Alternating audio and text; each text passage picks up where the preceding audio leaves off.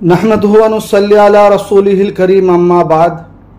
মহান আল্লাহ তাআলার শুকরিয়া যে তিনি পৃথিবীতে আমাদেরকে সৃষ্টির সেরা ভাবে সৃষ্টি করে ইসলামের ছায়াতলে জায়গা দিয়েছেন এবং সর্বোপরি গণতান্ত্রিক ভারতবর্ষের অঙ্গরাজ্য পশ্চিমবঙ্গের জেলার অন্তর্গত আমরা নাগরিক মসজিদে উপস্থিত হতে পেরেছি জুমার নামাজ আদায় করার জন্য। রাসূল আকরাম সাল্লাল্লাহু আলাইহি সাল্লামের প্রতি দরুদ ও সালাম। আপনাদের সকলকে শ্রদ্ধা সালাম জানিয়ে প্রাসঙ্গিক কিছু কথা আজকে বলতে চলেছি। 2024 সালের 13ই সেপ্টেম্বর জুমার দিন আল্লাহ তাআলা আর কোরআনে পাকে একটি আয়াতে বলেছেন, সেটা উল্লেখ করছি, লান তানালুল বিররা হাত্তা তুনফিকু মিম্মা তুহিব্বুন ওয়া মা তুনফিকু মিন শাইইন ফাইন্নাল্লাহা বিহি আলিম।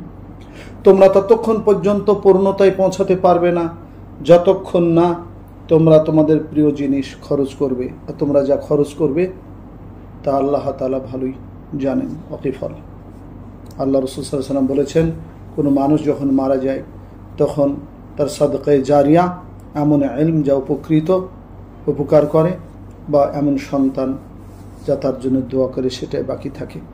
যুগ যুগ ধরে আমাদের বড়রা আমাদের উত্তরসূরিদের জন্য সম্পত্তি ওয়াকফ করে গেছেন, দান খায়রাত করে গেছেন।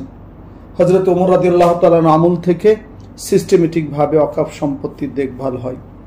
আমাদের যখন দেশ স্বাধীন হলো 1947 সালে, তখনও ভারত সরকারের হিসাবে হাজার হাজার জায়গা মুসলমানেরা মসজিদ, মাদ্রাসা, মক্তব, খানকা, তবলিগ, জমিয়তের জন্য দান করে গেছেন। সেগুলো সব ওয়াকফ সম্পত্তি। তখন কিছু নিয়ম কানুন তৈরি হয়।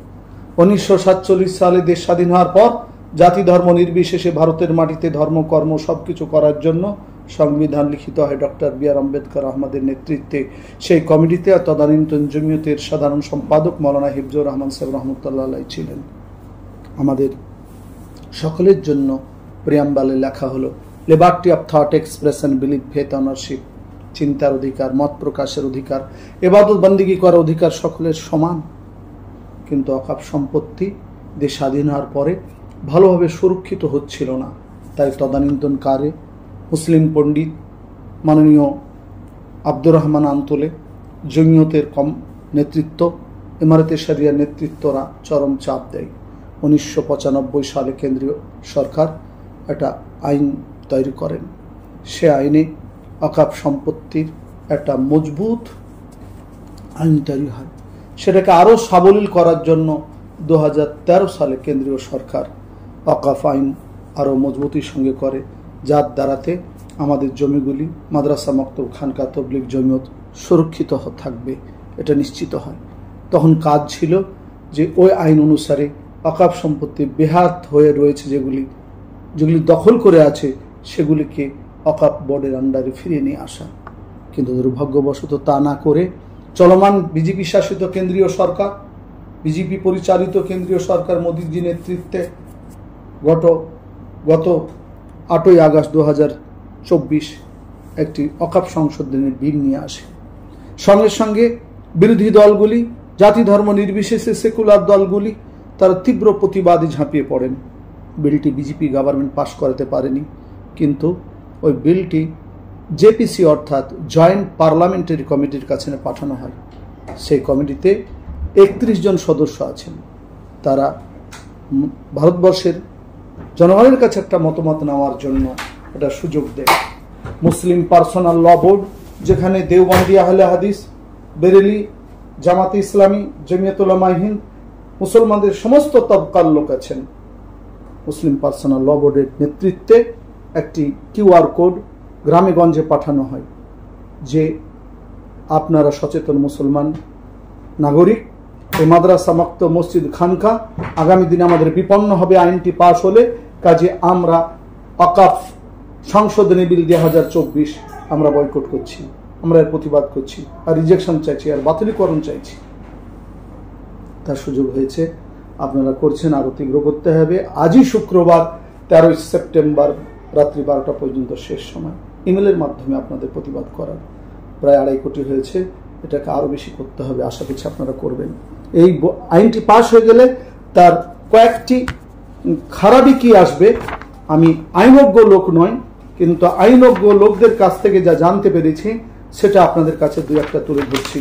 এতদিন পর্যন্ত আমাদের এটা ছিল টাইটেল ওয়াকফ বোর্ড বা ওয়াকফ অ্যাক্ট, এখন সেটাকে করা হবে এই নতুন আইনে unified Waqf management, empowerment, efficiency and development. নামই যদি বদলে দেয়, জানি না আগামী দিনে কি কাম বদলাবে। 2 নম্বর ক্ষতি, এতদিন পর্যন্ত কোনো মুসলমান ওয়াকফ করলে সেটা ওয়াকফ সম্পত্তি হতো। নতুন আইনে বলা হচ্ছে যে মুসলমান অন্তত 5 সাল পাক্কা সাচ্চা ইসলামের অনুকরণ করেছে সে ওয়াকফ করলে তো ওয়াকফ হবে।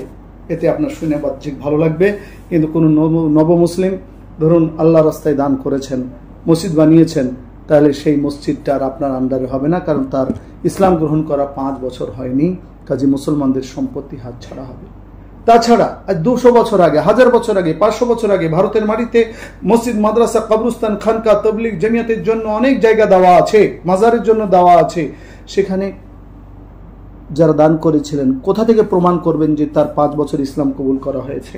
কোনো মতেই পারবেন না, কারণ এটা অজুহাত খাড়া করে আমাদের কাছ থেকে হাত ছাড়া হবে। এটা নাম্বার 2, আপনারা ভালো করে 3 মনে রাখবেন যে এতদিন পর্যন্ত ওয়াকফ সম্পত্তির কোনো সমস্যা দেখা দিলে সমাধান করার জন্য ওয়াকফ বোর্ড বা ওয়াকফ ট্রাইব্যুনাল সেটা শেষ কথা বলতো। এখন নতুন আইনে বলা হচ্ছে ডিএম এর কাছে এটা বিচার হবে। বলুন, ডিএম যদি অসতর্কবশত কোনো রায় দেয়, আপনার রাতারাতি মসজিদ আপনার হাতছাড়া হয়ে যাবে। নাম্বার 4, দেশের যে আইন রয়েছে, সংবিধান রয়েছে, 16 নম্বর, 25 নম্বর, 26 নম্বর ধারা, নতুন আইন যেটা তৈরি হতে চলেছে সেই ধারাগুলিকে উল্লঙ্ঘন করছে। অর্থাৎ সেগুলিতে আমাদের যে শিক্ষা, আমাদের ধর্ম, আমাদের কর্ম করার যে স্বাধীন অধিকার ছিল সেটা নষ্ট হবে। 5, ওয়াকফ কমিটিতে আমাদের জানা মতে খালি মন্ত্রী ছাড়া ওয়াকফ বোর্ডের বা ওয়াকফের CIO তিনি মুসলিম হতে হবে এবং মেম্বারগুলি সব মুসলমান থাকতে এতদিন পর্যন্ত নিয়ম। 20 জন সদস্য, 20 জনই মুসলিম, এবং রাজ্যগুলির ওয়াকফ বোর্ডে 13 জন সদস্য, 13 জনই মুসলিম হবে, এটাই নিয়ম। কিন্তু নতুন আইনে বলা হচ্ছে যে ওখানে অমুসলমান থাকবে। বলুন তো আপনারাই, আমাদের মসজিদ, মাদ্রাসার, মক্তব, খানকা, তবলিগের মালিকানা, জমিয়তের জমির মালিকানা অমুসলমান ভাইয়েরা করবে? আমরা হিন্দু মুসলমান খুব মিলেমিশে আছি। হিন্দু সম্পত্তি, দেবত্ব সম্পত্তি এবং গুরুদুয়ার শিখ ভাইদের সম্পত্তি আজ পর্যন্ত তারাই মালিকানা করে, সেখানে কোনো মুসলমান সদস্য নয়, হওয়ার দরকারও নয়। তারা সেটা দেখবে, আমাদের সম্পত্তি আমরাই দেখব। এটা অমুসলমান ঢুকিয়ে দিয়ে তারা আমাদের সম্পত্তি, মাদ্রাসা, মসজিদ, খানকার মালিকানা অমুসলমানদের হাতে দিতে চাইছে। 6 নম্বর, কোনো মুসলমান মৌখিক বললেন যে আমি মাদ্রাসাকে, মসজিদকে, কবরস্থানকে, মাজারকে বিরক্ত সম্পত্তি হিসাবে 10 কাঠা দান করলাম। এরা নতুন আইনে বলছে মৌখিক বললে হবে না। শুনে ভালো কথা লাগছে, ঠিক আছে, আগামী দিনে আমরা রেজিস্ট্রেশন করব, মৌখিক বললে হবে না। কিন্তু 500 বছর আগে যে মসজিদটা নির্মাণ হয়েছে তার কাগজ যদি না থাকে, তার লিখিত কোনো যদি না থাকে, তাহলে মৌখিকভাবে যে মসজিদ দান করেছেন, বানিয়েছেন, সেই মসজিদ আপনার হাতে আর থাকবে না, এই আইনের বলে। 7 নম্বর, সরকার বলতে চাইছে 6 মাসের মধ্যে সুযোগ দিবে ওরা, আইন পাশ হলে 6 মাসের মধ্যে সমস্ত ওয়াকফ সম্পত্তিকে রেজিস্ট্রেশন করতে হবে। বলুন, ভারতবর্ষের মধ্যে প্রায় 6 লক্ষ একর সম্পত্তি রয়েছে, আর আপনার অথেন্টিক রিপোর্ট অনুসারে 4,90,021 একর জমি। কে, কোন ব্যক্তি, কোন প্যানেলে, কোন সিস্টেমে 6 মাসের মধ্যে নথিভুক্ত করতে পারবে? না করতে পারলে সে জমিগুলি সব ওয়াকফ থেকে বাদ যাবে। আপনাদের কাছে তাই বিনীত নিবেদন, আমাদের সম্পত্তিকে হাতিয়ে নেওয়ার তারা ব্যবস্থা করেছে। আমরা ভারতবর্ষে গণতান্ত্রিক নাগরিক, জাতি ধর্ম নির্বিশেষে আমরা সবাই মিলেমিশে থাকি। আমরা এখনো জানি গুরুদুয়ারের সম্পত্তি শিখ ভাইদের মালিকানা চলবে, চার্চের সম্পত্তি খ্রিস্টান ভাইদের মালিকানা চলবে, দেবত্ব সম্পত্তি, মঠের সম্পত্তি হিন্দু ভাইদের মালিকানা চলবে। কিন্তু ওয়াকফ নিয়ে এসে খালি বিল নিয়ে এসেছে কেন? আমরা কোনো মুসলমানরা এই বিল চাইনি, সংশোধনী চাইনি, কিন্তু আমাদের সম্পত্তিকে এরা হাতিয়ে নেওয়ার একটা অপচক্রান্ত করছে। আমরা ইমেল মাধ্যমে আজও প্রতিবাদ আরো বেশি চরমে যাব। যদিও না হয় এতে আমাদের মুসলিম পার্সোনাল ল বোর্ড, আমাদের জমিয়তুল উলামা, আমাদের দারুল উলুম দেওবন্দ বা বেরেলি ভাইদের যে সংস্থা, আহলে হাদিস ভাইদের যে সংস্থা যা সিদ্ধান্ত দিবে, আমরা মিটিং, মিছিল, প্রতিবাদ গণতান্ত্রিক পদ্ধতিতে জাতি ধর্ম নির্বিশেষে পার্লামেন্ট পর্যন্ত পৌঁছালে আমরা পৌঁছাবো ইনশাআল্লাহ। সকলে দোয়া করবেন, ভালো থাকবেন। আসসালামু আলাইকুম।